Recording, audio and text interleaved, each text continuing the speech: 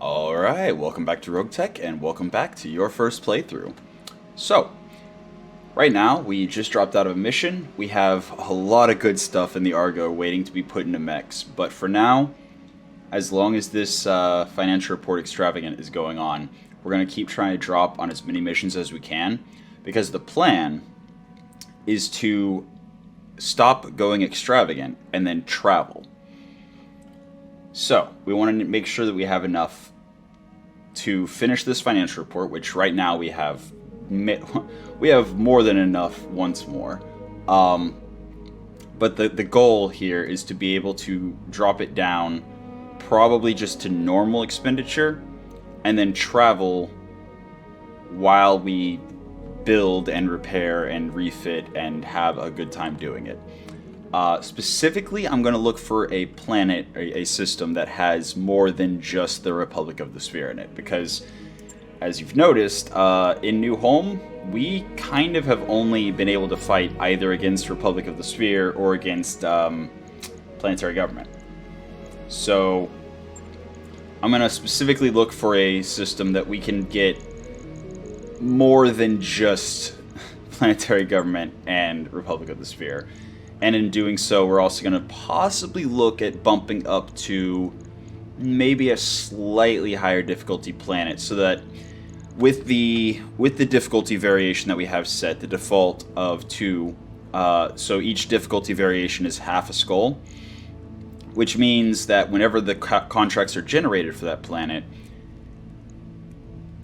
any contracts generated can be up to 1 skull, which is two difficulty steps, above or below the planet. So you can see this is a 1 skull planet, so the majority of the majority of missions available to us are 1 skull, and then we've already dropped on a few and whatnot. But the spread is always going to be more clustered around whatever difficulty of planet you're on, unless RNG happens, because RNG does sometimes happen.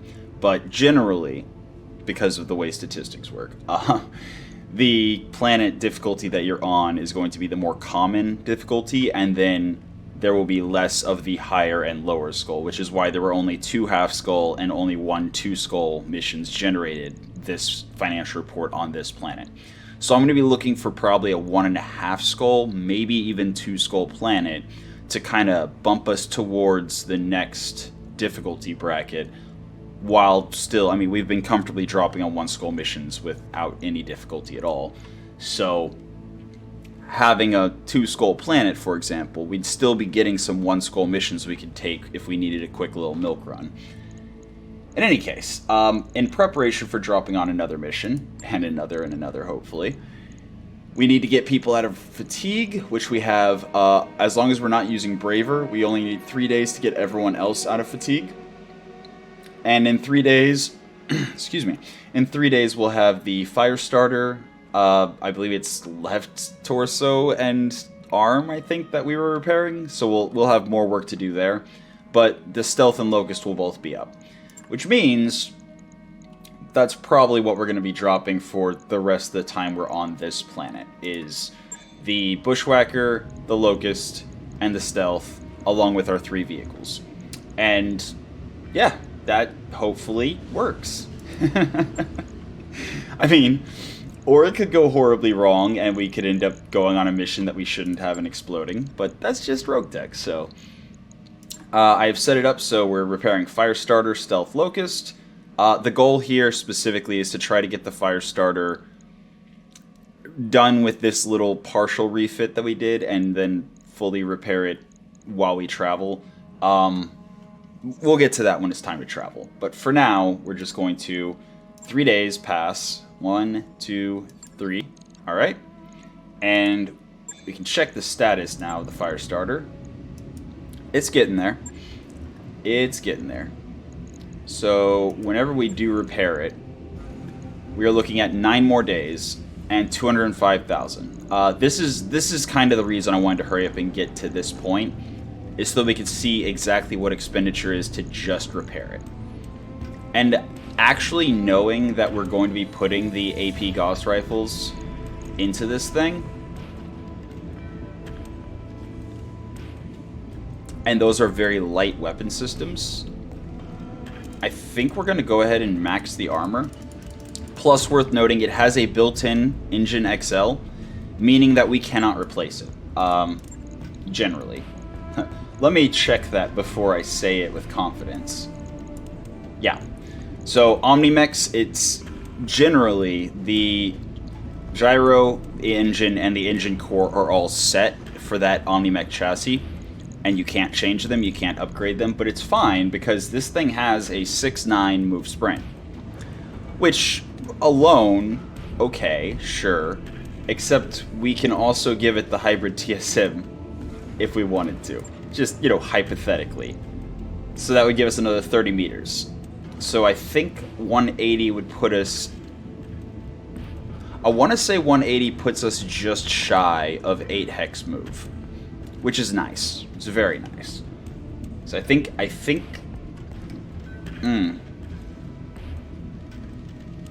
It actually might put us at 8.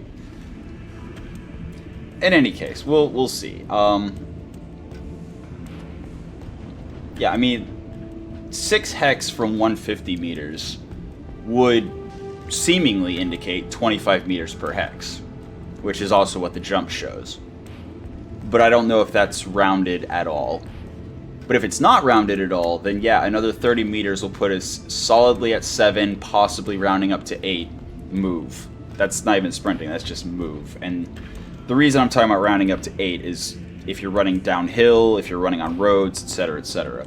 So we could potentially have a very zippy guy with the TSM. Or we could use a mask. And then instead of him moving that far, he would be sprinting for at least 12. Which is nice. I'm definitely thinking this might be a mask build. I know I had mentioned stealth, but at the same time, I mean, we do have, again, we do have that Case 2 quick sell. Although I'd rather have actual proper Case 2. Actually, you know what? I am going to commit to that. I'm going to commit to the repair. Not doing anything else yet. Just repairing it. But we know, because the Omnimech chassis has the XL engine, already has the engine core, we're not going to need to put much more money into this thing other than giving it an armor upgrade. So that's most of everything we're going to have to put into that mech. The assassin, we're probably not going to touch until we've finished building everything else, honestly. Because, like, yes, the Incubus is 30 tons compared to 40, but as I pointed out, yeah, the Incubus had more base armor than the assassin did. Also, it has, you know, clan cockpit, so it just, by default, by being a clan mech, has +2 gunnery for anyone we put in it. Which is nice. Especially since it has 4 ballistic hard points.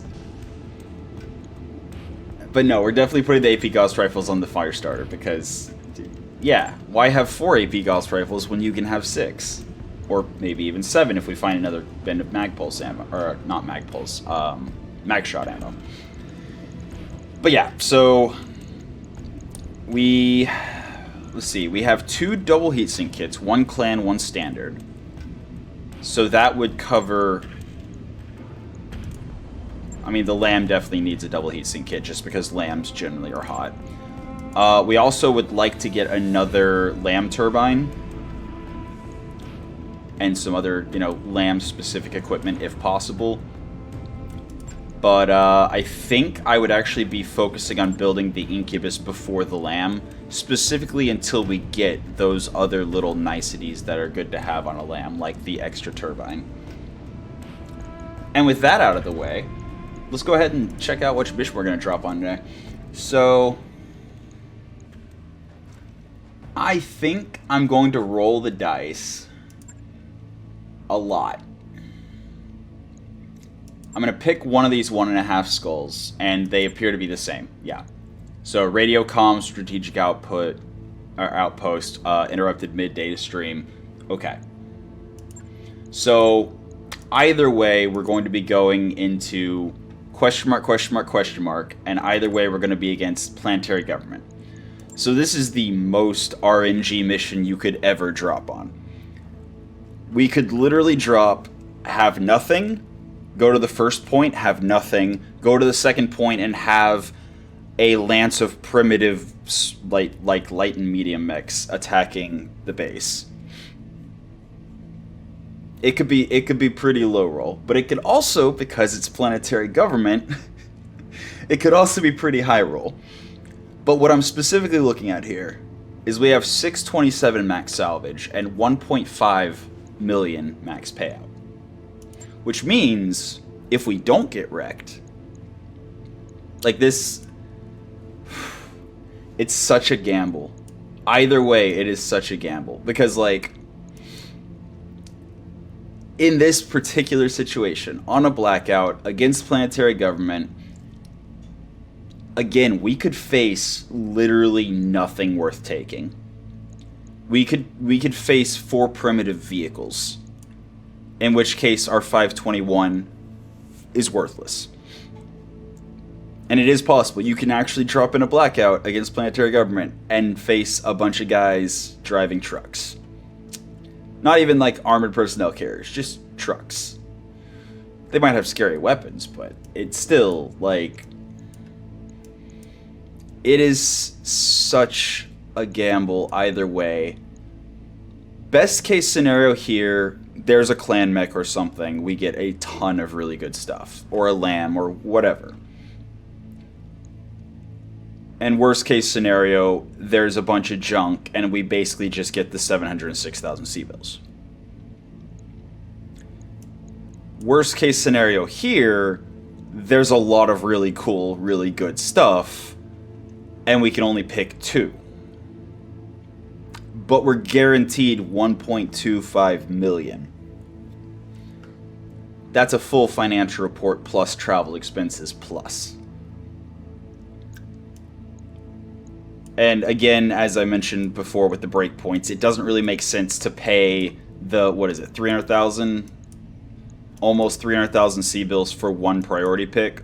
So basically our 2 options, our most reasonable options are 1.25 million C-bills and 2 priority picks, or 700,000 and 5 priority picks. And based on how lucky I've gotten the last several episodes, I'm going to guess that that's not going to hold. So we have a maximum of 400 tons because it's a blackout, but that's fine because we're only dropping 195 tons. Braver needs to go, and if we're dropping Braver, could get Huldra a little bit more experience, but let's get Narf some more experience. He also has Reckless Lucky. Oh, he's Reckless. We don't want him on the Locust. But he can't. Okay. Yeah, see, this is the tricky part about Reckless. Our Locust relies entirely on its 8 evasion. If we put somebody who is Reckless in the Locust, it will only be able to get 7 evasion. Which means we're not putting Huldra or Narf, which means, I guess, Hellion. I guess Hellion's gonna ride the Locust this mission. That's fine. Hellion really is just bouncing around. Oh, wait, no. Stealth, or Sarge is the one that's been bouncing around. Yeah. And the Disgrace will actually also help keep the Locust alive. Beautiful. I love it when things come together. Yeah, Hellion is the one that we've been dropping in the stealth. I guess Hellion might have been fatigued or something last mission. In any case, yeah, works out perfectly. Just exactly as anticipated. Yep. Planned it the whole time. But yeah, so here we go. Either this goes really well, or not. Alright, here we go. There's unlikely to be a blocking force on this low of a difficulty, especially since we have support lances completely disabled. Oh, it's a moon. Okay. So, that's worth talking about. Wait, We're not on a moon? Hold on.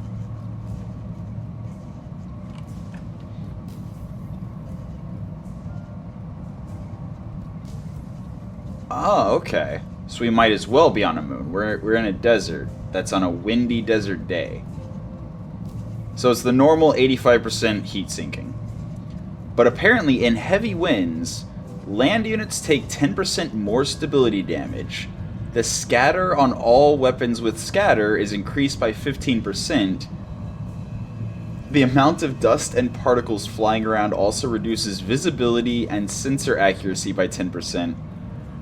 And all VTOL units lose -1 evasion due to more engine thrust used for stabilizing maneuvers. Okay. Alright, so, that means we're still only going to have 7 evasion. Oh, no. That's the, yeah. Disregard. The Mockingbird is still going to have insanely high evasion because we have Rusalka in it, and she's giving it +3 evasion, period. So, this, okay, I see where we are. Wow, we are way up tucked in the corner. All right. Can we make it around this edge? I don't know if we can even make it around that edge, but the only other option is walk down.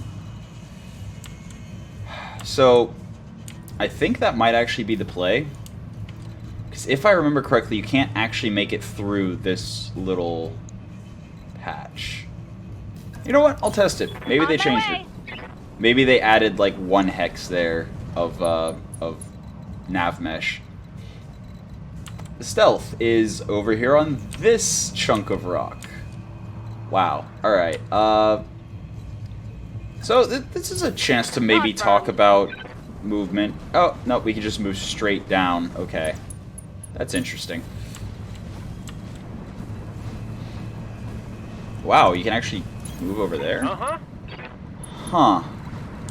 Yeah, this is a heck of a drop, that's for sure. And it is always an option if you get a drop like this where it's very questionable. You can always just reload. I'm pretty sure the drop is randomized every single time.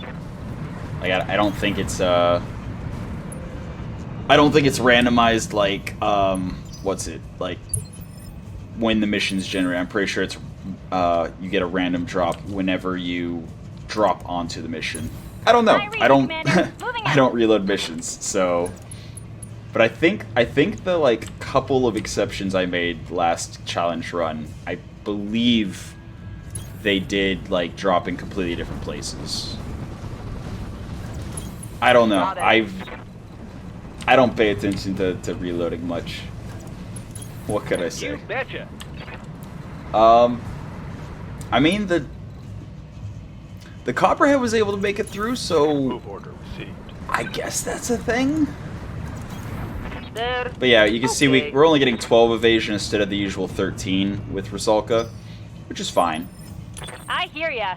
And yeah, Scion is able to make it through. Got it. Beautiful. So we can link up, get everyone all together. I think I'm actually gonna keep. On it. I think I'm gonna keep the Locust like off to the side, just like behind this ridge, so it can run in if needed. But otherwise, I think I'd rather save it for the second activation.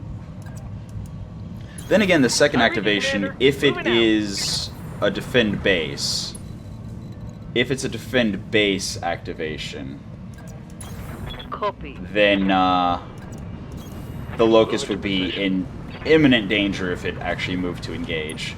Whereas here, it can actually move around, reposition. Waiting for orders. Coordinates received.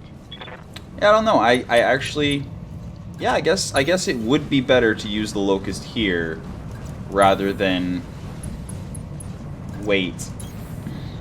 Got it. I mean, I definitely don't want to use the Mockingbird because the Mockingbird getting shot in the rear would be very bad. I mean, then again, it still has 60 armor in the rear. It's just that the extra evasion being negated by a rear strike. You know what? We're just gonna brace If you say so. because we want Scion to definitely be in range to actually start shooting before we activate the point, or to at least position. You betcha. Stealth. We're actually gonna move and brace, Roger that. and yeah, I think the Locust is gonna get behind this rock over here. That's the plan, I think. Copperhead is going to zoom straight into the middle. Mockingbird, I think, is going to swing up onto the high ground that's still in range to activate the point. Actually, that's a good... I'm going to assume... I'm just going to assume that this is indeed in the target zone. Moving out. And we're going to test with the Copperhead since we're going in with the Copperhead anyway. So it's not. Alright, so we are going to need to be closer than that with the Mockingbird. So, noted. Heading out. Noted. I mean, this actually gives us the opportunity to... Yeah, we can just reposition the Mockingbird based on what happens. Advancing, I guess. Because this is going to be one of 2 units. Yep. And then next turn we move the Copperhead. The Copperhead shows us Good to go. what we're dealing Yep. with. And then we make our decisions from there. I mean, 8 and cover and only showing my back to potentially 1 turret? Affirmative. Sure, let's do that. Oh.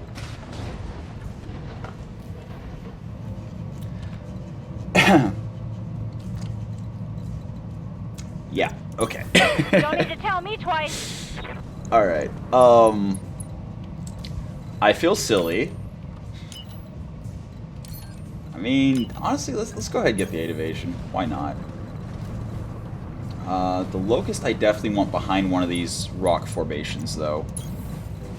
The less things that can shoot at the Locust, the better off we're gonna be. I mean, getting the Chasseur onto a road, probably ideal. Okay, actually, hold on. This is definitely out, right? Yeah. Okay. Waiting on you, Commander. So, Yeah. I'm definitely more worried about our mechs being backstruck than anything else. So, since I know that we're not going to be able to shoot as soon as they drop, we're just going to be able to reposition. I think what we're going to do is try to get 8 evasion and still be in the point. And if we Right, succeed doing that, we did not. Okay. So, it looks like it's what?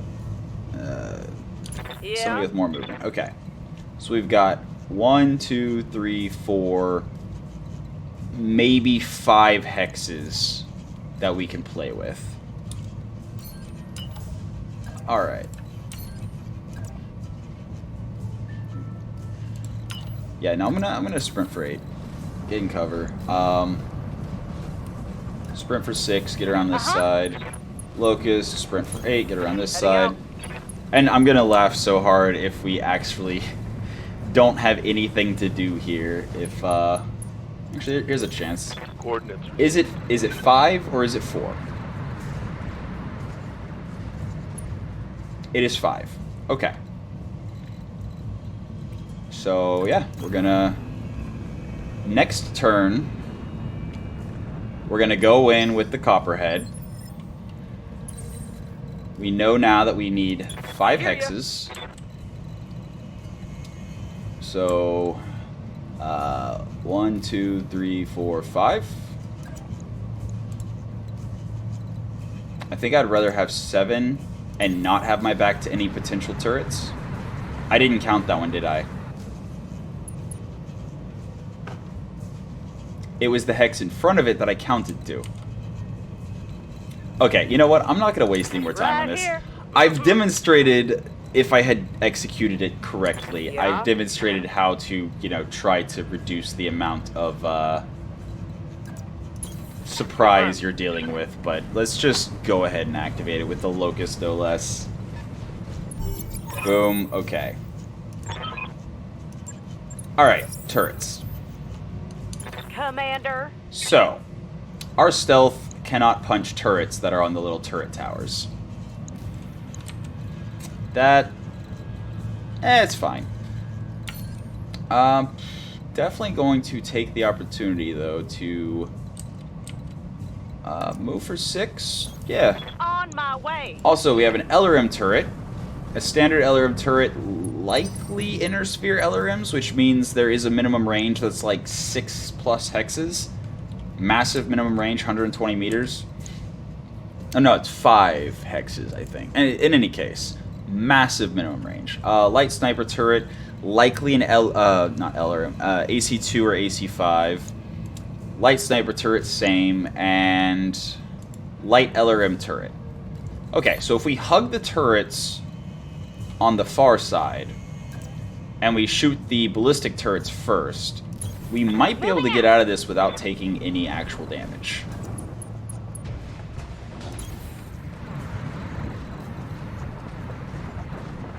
But we are going to have to kind of dance back and forth over here by the LRM turrets and try to stay in between them specifically. It's going to be tricky, but it's fine. What do you need? Alright, Sarge, in the Locust. We definitely want max evasion, which means I should not have moved right up next to the turrets, because now I can't end up right next to the turrets. As you can see, I'm not thinking ahead very well today. So I'm actually going to hold position for now. Even though I only have 6 evasion. Yep. 6 evasion plus cover is 8 evasion, which is the most I could get anyway. Oh wait, no it's not. We still don't know what they are. We still don't know what they are. Okay. Yeah, we don't know what any of them are. But we do know that this standard LRM turret has 2 less missile systems than the light LRM turret. However, it also has more armor and more structure, and those two missile systems could be LRM-20s compared to LRM-5s. So until we get actual sensor intel, not super helpful. And the main reason I'm fine with moving with the Locust first is I don't think we're gonna really open them. So we're just gonna shoot the medium lasers, get a little bit of something done. What can I do for you? Okay, yep, still no. Jeez, did anyone get good? Oh wow, he actually had a plus... Wait. He got a +4 total. Why does he not have sensor information? Like, he is definitely within sensor range. Are these stealth turrets? Oh, that would be tricky. But yeah, LRM turrets can fire indirectly. Yeah, I messed up. I should have positioned whenever I was activating the point. I should have yeah, it's fine. It's fine. Yeah, the plan is still destroy ballistic turrets first, in part because they are pinpoint instead of splash damage. So Got it. yeah, No shooting. pinpoint damage is scarier, especially early game, because a single hit can potentially blow something up, versus... do we actually get through the armor? We might get through the armor here. Sure. Got it. Yeah, beautiful.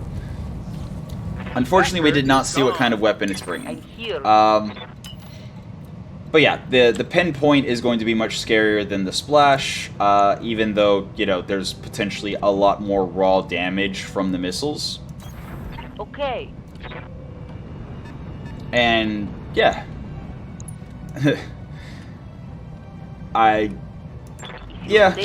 Yeah, I got nothing else to add to that, really. Just What can I do for you? There we go. This is what I meant to do. So by pushing into the middle ground between the two of them, they will now have, I believe it's -6 to hit. Although now we're shooting straight at our Mockingbird because reasons. Wow. Oh, well, this is going well. I think actually because of that, and because of the chance that they're not going to even shoot at me since the hit chance is going to be pretty awful when I'm that close, Got it. I'm just going to boldly move and shoot. And hope. Roger that. Firing on target.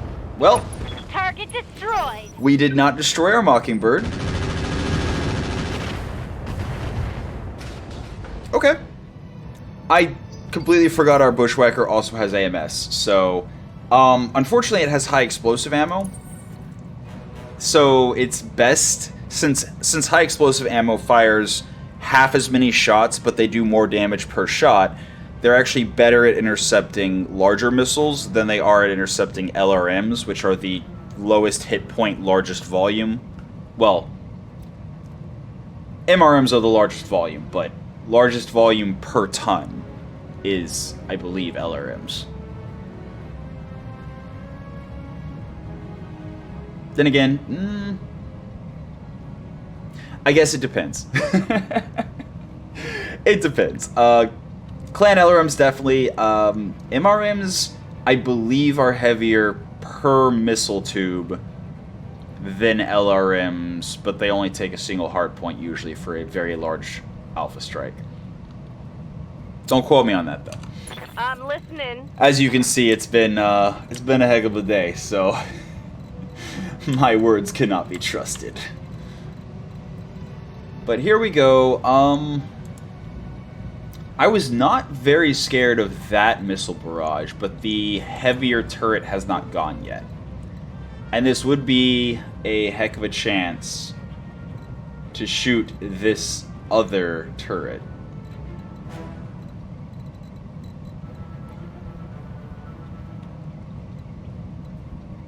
Yeah, you know what? I think I'm gonna do the same thing. Moving right out into the open. Oh man, getting only 3 evasions kind of scary though. But those hit chances, like, that's a lot of raw damage and a lot of crit chance.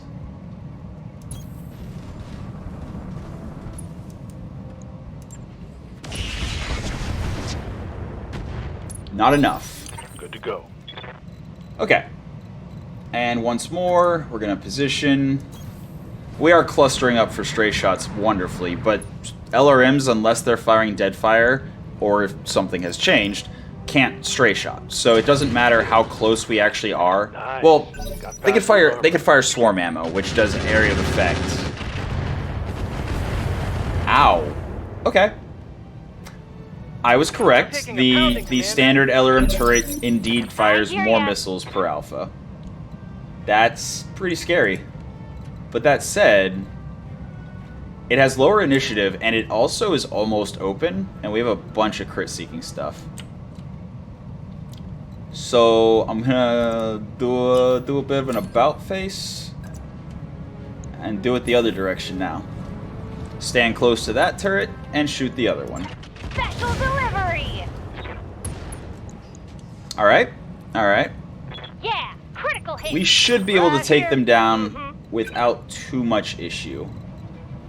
And yeah, again, move, shoot. Lots of crit chance. The stealth should be able to take this. This should not be a problem at all. Nice. I love our stealth. That is a beautiful mech. Yeah. Alright, so yeah.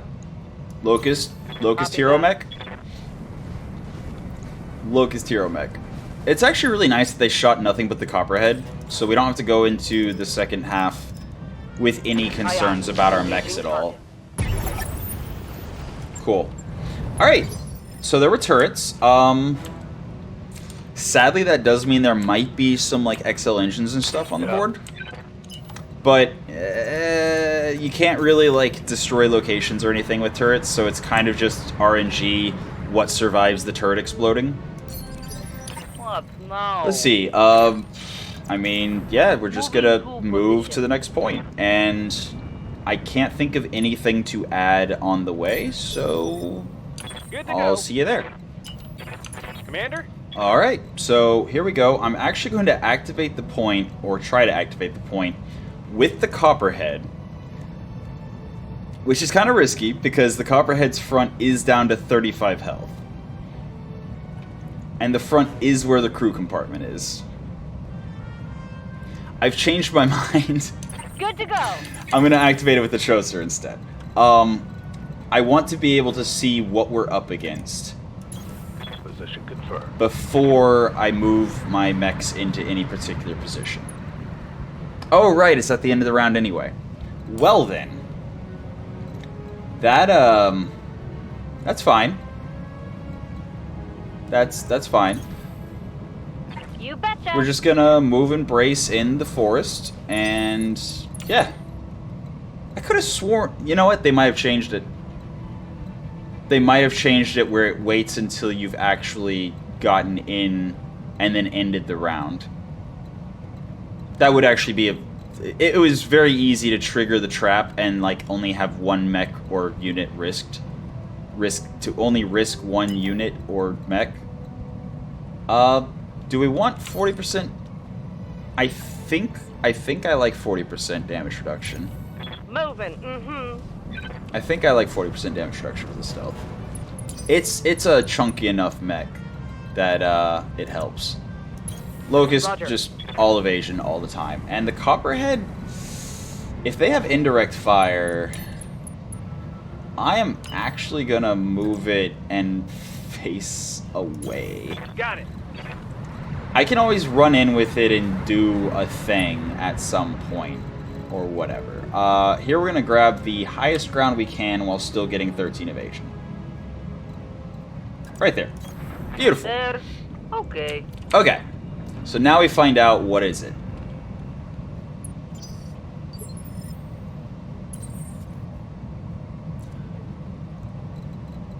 Did they shrink the target zone since... I was pretty sure...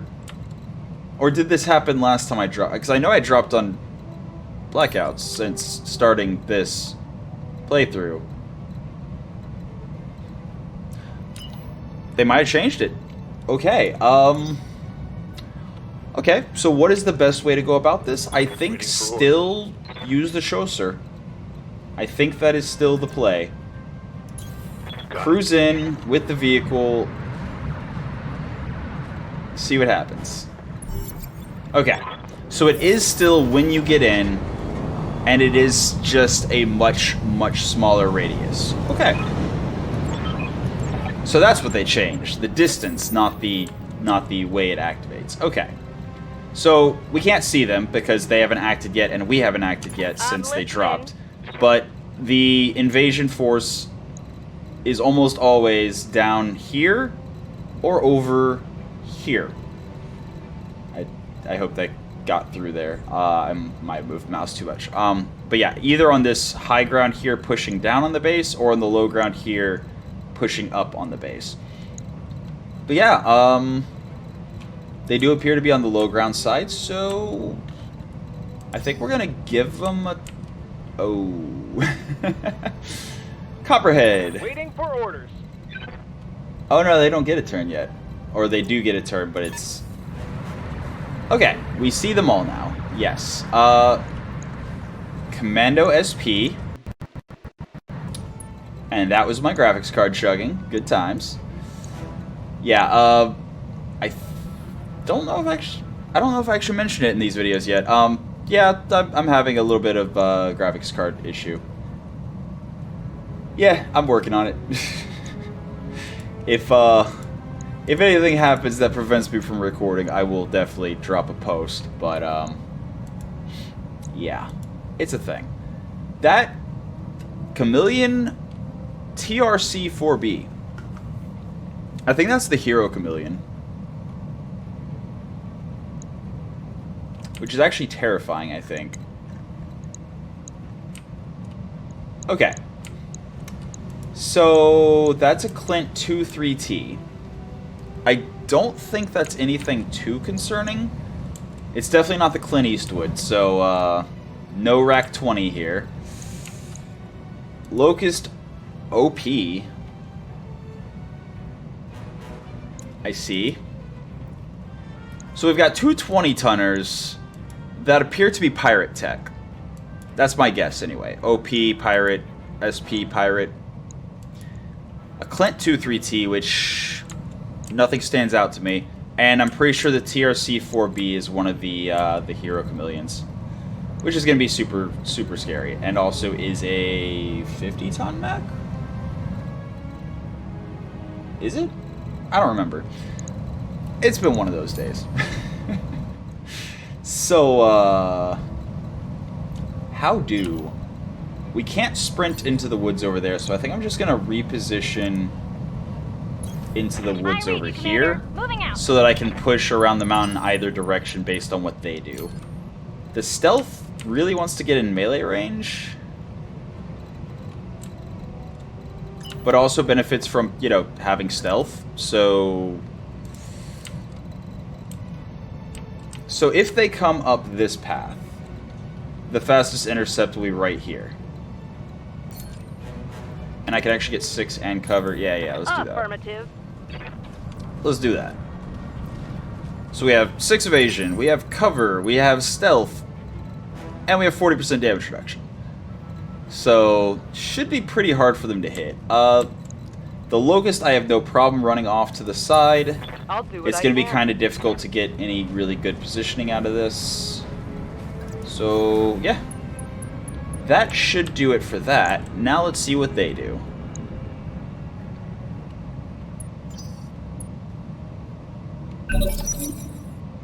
So, Commando first. What are we looking at?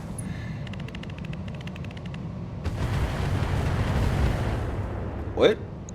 Did it have... Oh, that's an arrow turret. Okay, so it had a rocket. Yeah, so the missile fired a lot more... fired a lot more tubes than I was expecting, but it's now red, so that means it's basically a rocket. One shot, fired a bunch of tubes, and then it's done. Which means it now just has 2 energy weapons, meaning it's the lowest threat on the board. But I actually just saw that we have a Clan Arrow 4 turret. Honestly, that's more dangerous to us, because remember, the weather? Yeah. The windy weather? Yeah, there it is. All weapons with scatter, which includes Arrow 4s, scatter 15% more. So, if the turret shoots at them, it could very easily deviate quite a bit away. So I think the best play here every round is going to be to make sure that we're not anywhere near them when that turret fires.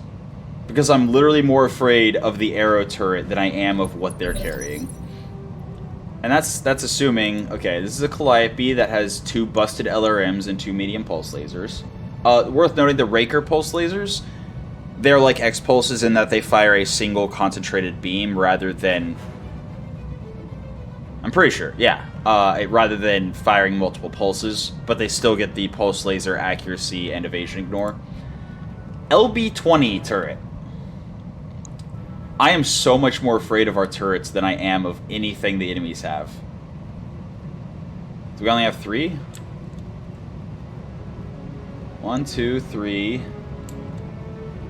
Like, I'm not looking because I think we need more. I'm looking to make sure it's not like another arrow that's going to hit us in the rear. No? No, it looks like those are the 3 turrets. Okay. Yeah. That's fine.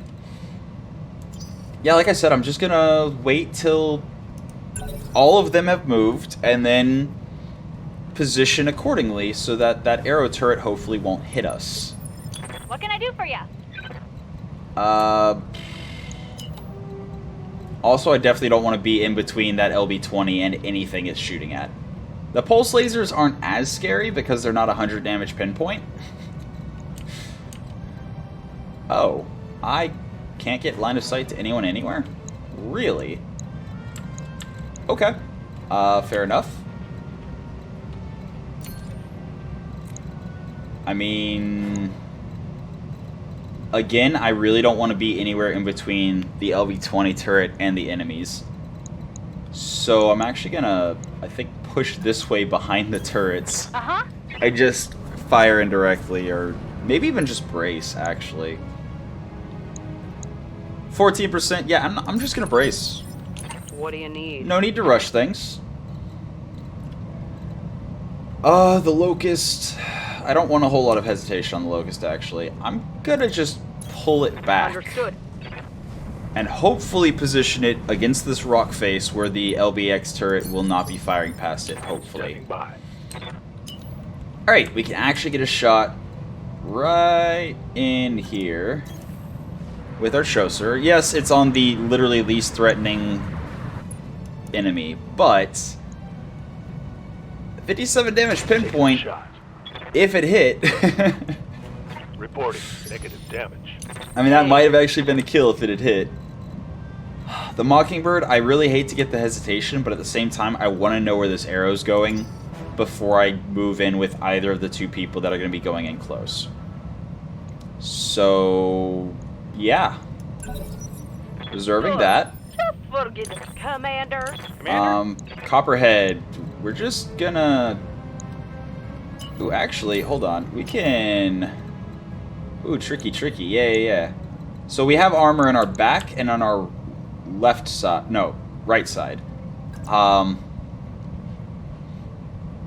then as long as we position with our back or right to where they'll be shooting us from, although I don't want to position right in front of that turret, we have a turret, so we can actually fire backwards. And I think we're gonna drop some mines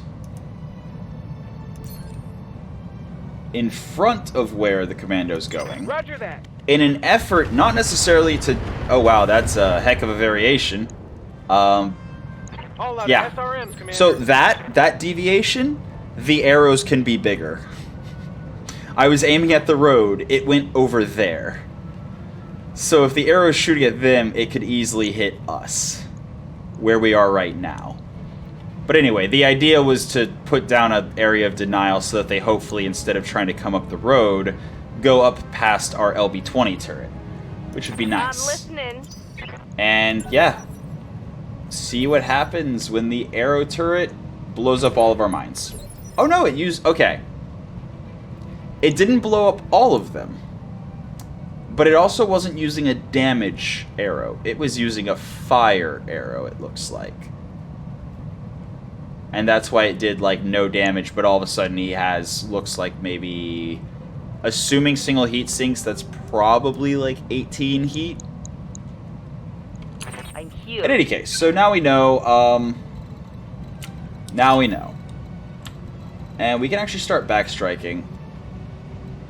And I think I will, in part because that means I can get 13 evasion, shoot one of them like the chameleon in the back, and the only people that could get behind our Mockingbird, there we go, are the two light mechs that I'm not super worried about right now. And I can also drop the bomb cluster. Right. Nice. I've got multiple weapons. I just realized. And I also learned, I'm can setting I up do a it? fusion reactor. Probably have to do it on my turn.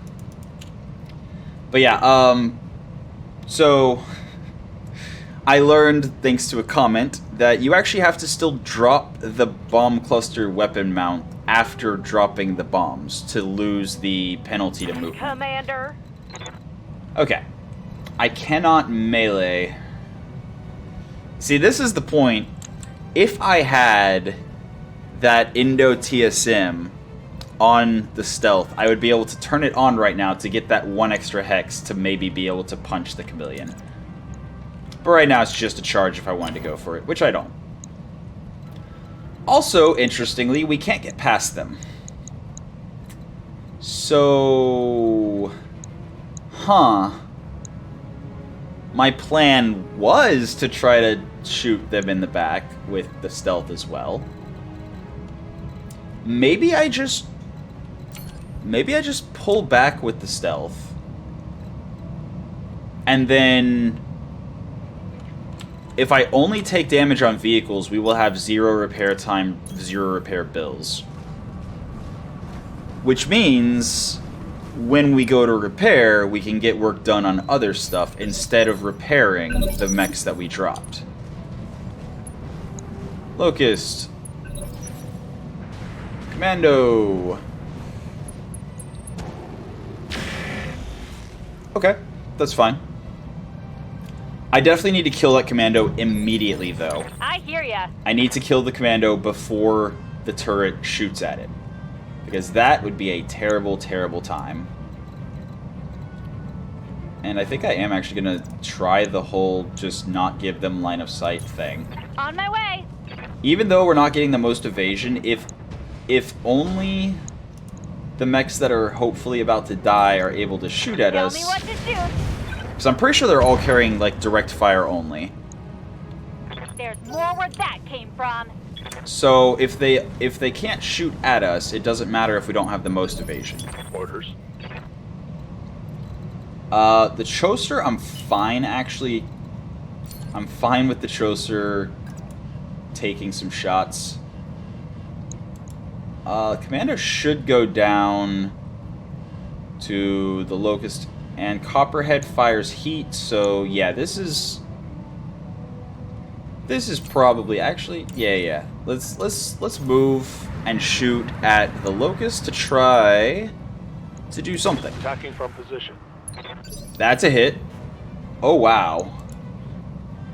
Yeah. Already almost took the side torso. Beautiful. Alright. Copperhead. We are very scared with the Copperhead. We are very, very scared, but at the same time, as long as only the mech that is about to die can shoot at us, we're fine. And right there, that is exactly what's going on. So, something like that. Moving to position. That way, if they do make it around the corner, they are not able to just blast him. Firing on target. There we go. And that's heat. Critical hit, Commander. That's stress. Chameleon. Oh, he's actually getting close to coming around that corner. We do not want to be in between him and that LB-20. Alright. And yeah, this is where the Locust will come in and finish the job. Copy Almost that. certainly. And the other Locust, I think, is far enough away that we don't have to worry about even next turn him coming in on us. Oh, he's not dead. How'd that taste? Uh-oh. Right here. Okay, we have to kill him right now with this activation so that that turret doesn't shoot at him. So, we're going to do that. We're going to do that immediately. 66.7... 72.5. Just trying to get optimal range and optimal height. That looks like it's it. Alright. Moving full speed. We need to get this kill so that the so that the arrow doesn't blow us up. Copy. There we go. Beautiful. Okay.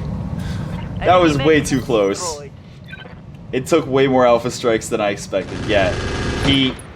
So that was a direct shot. Meaning the arrow was going to prioritize whoever was closest, because direct shots are, you know, very much line of sight focused. Yeah. Cool thing, we can now very much get in the back of the Chameleon. We can't melee because we don't have vision of them. So the three things you have to be able to melee them is one, line of sight. Or not line of sight necessarily, vision. I believe even if a lance mate sees them, so if we moved somebody else in position to see them, like the Mockingbird around the corner, we could potentially melee then.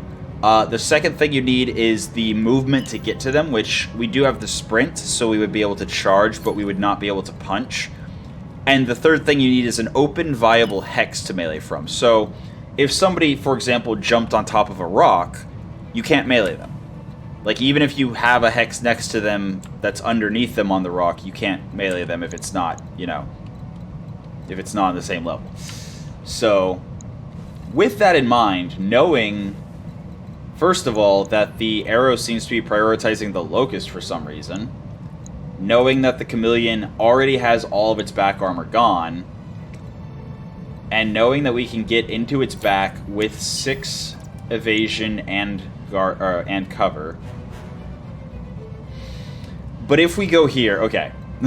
We're gonna go for the 7 evasion. Are we? Ooh, okay. So, again, LB-20 turret, 100 damage pinpoint.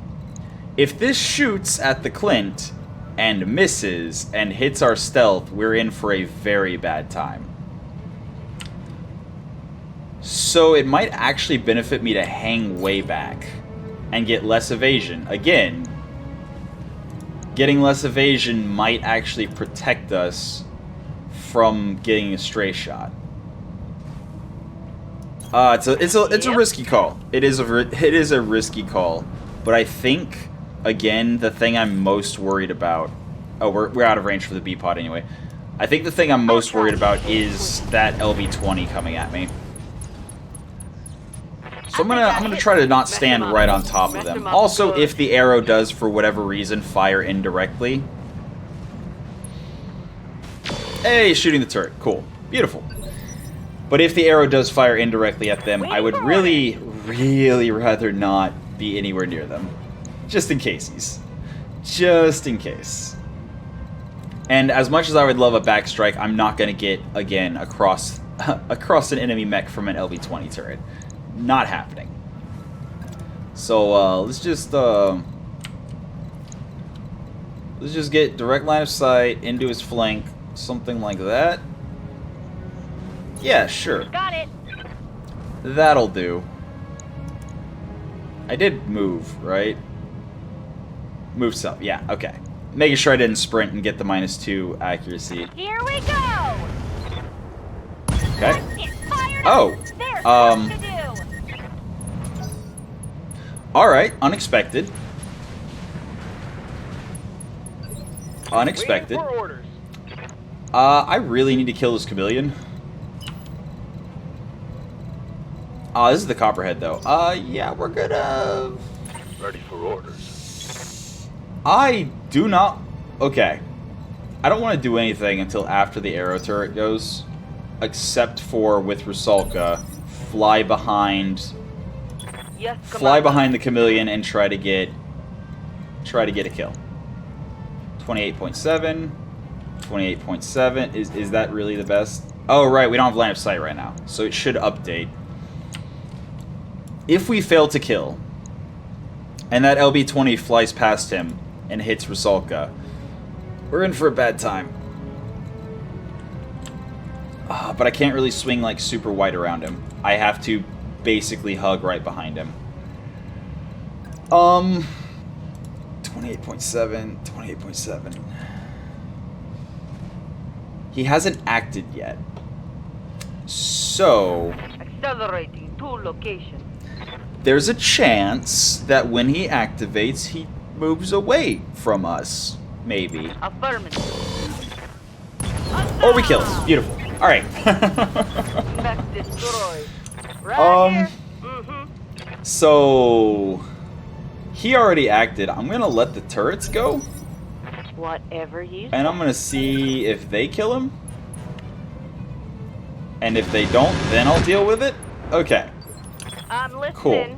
So yeah, it's time to shoot him till he dies from it. Affirmative. And goodbye. Oh wow, he's actually got some effective AMS. That has to be high explosive ammo. Oh, bolt-on AMS. Oh, he has tandem rockets. That's okay. Worth noting, we did drop a minefield there. So Yeah, let's, I guess let's just fire at extreme range with the Locust. It's fine. Let her rip. Hey, 20 damage, I'll take it. Okay. Receiving you. Shoser. Shoser is gonna... If I stand and shoot, it's 42. If I move to lower elevation but shoot him in the side, it's still 42. And it's a side strike against his open side, so yeah, we're gonna do that. And pew! Unfortunate. Oh, crap. Alright, Good to go. the good news. We have the Copperhead. The bad news, it's still about to explode. And that thing has tandem rockets.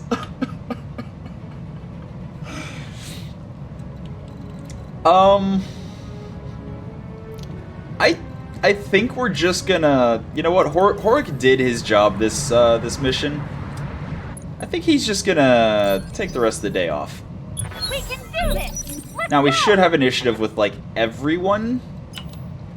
Hopefully. Mines. I do not want to run over mines and give myself repairs. But I also don't want to shoot past my Locust. But this is the only unit I have acting before he does. Oh boy. If I offensive push him, it would allow the Locust as well as the Mockingbird to fire on him. But everyone else has so much hesitation. And again, I'm shooting past my Locust. So... Actually... If I'm going to offensive push anyway,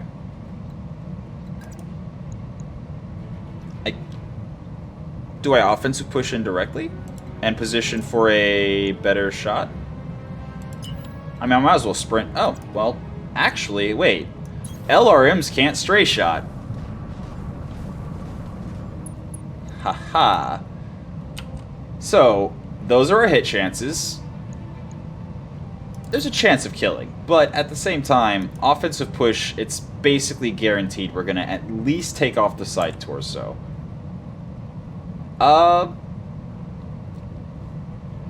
Okay, so our offensive push accuracy here is actually really good. Like, we're only getting a +4 difficulty.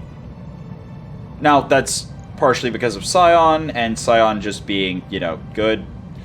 But, yeah, no, that is a +4 is all that is for shooting with an offensive push. I am going to disable the large laser because that's pinpoint, but the rest is splash, so hopefully we're fine. Come on, Mechwarriors! It's Nice. go time! Alright, so nothing hit our Locust, but it did not offensive push him far enough. Except he did nothing. Did we, like, destroy all his ammo or something? No? No. Just, huh. Alright, well, stand and shoot. There we go. The incredibly ballsy move from the Locust gets the kill. Successful. Alright, so easy 1 point, almost 2 million C-bills. And I'm really curious to see what's going to be on this loot table, because... yeah, that's what I was expecting. Okay. Based on what dropped, I was fairly sure we were going to see about this. Basic cockpits, basic fire controls, internal combustion engine, industrial structure, doubles the structure weight. Standard jump jets, basic sensors. Wow. Heavy industrial armor is actually... Heavy industrial armor is actually kind of interesting because it gives triple carry weight. Does not take any additional tonnage, but takes 5 slots. So... yeah. Yeah. That's really cool. It does count as industrial TSM, So this could not be mixed and matched with the Indo TSM. And honestly, I would rather have the Indo TSM and then something cool for armor, rather than have heavy industrial armor and then Indo Steel or something. Wow. That's... Actually, hold on. The carry weight times 3 doesn't have to be used for melee weapons.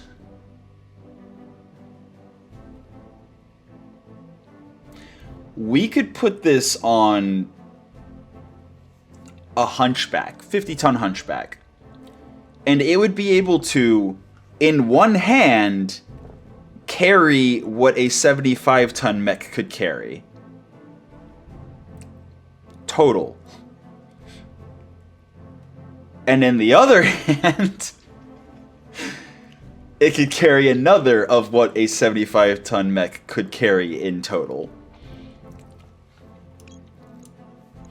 I'm curious. I'm interested. It's the handheld rework. I have to. I have to take the two items, one of which is a handheld, and the other of which enables handhelds. I have to. But yeah, I mean, technically this is a high roll, because we went almost entirely money, and we got value out of the 2 priority picks we paid for. So yeah, I'm very happy with this. And then also we didn't take any damage, I don't think, with anything but vehicles. So we got 3 parts of the Locust OP. Probably just gonna straight up scrap it. Elhurim 15. Again, minimum range 180 meters. So yeah, a 6 hex movement was 150 meters. So this is more than 6 hexes of not having accuracy worth noting. Medium pirate heavy laser. What happens here? Okay. Has a recoil, has damage variation. Base damage is 10 higher than a standard medium laser, but it weighs 3 tons. Weapon has a 10 misfire multiplier, which is based on recoil. Heat change based on your evasion. Damage increased based on your evasion. Yeah, pirate weapons are quirky. They can be very powerful if you specifically build around them.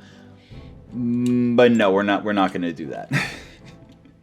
That one's a little too quirky, even for my taste. Yeah, so we have an 85 core. That's fine. It gives us options. And I'm very happy with this salvage and that C-bill payout. And there we go. Straight to the Argo, no repairs. So, most importantly, this means while we wait for fatigue, if we wait for fatigue, hold on.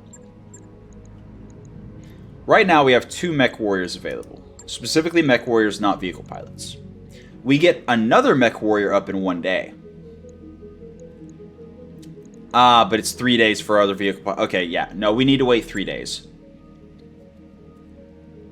But the cool thing is, in those 3 days, we can work on getting the Phoenix Hawk done, ready, or, since we're definitely traveling before the Phoenix Hawk will be ready either way, let's work on getting the 2 mechs we're most interested in building done sooner, so that we can then build them more quickly when we travel.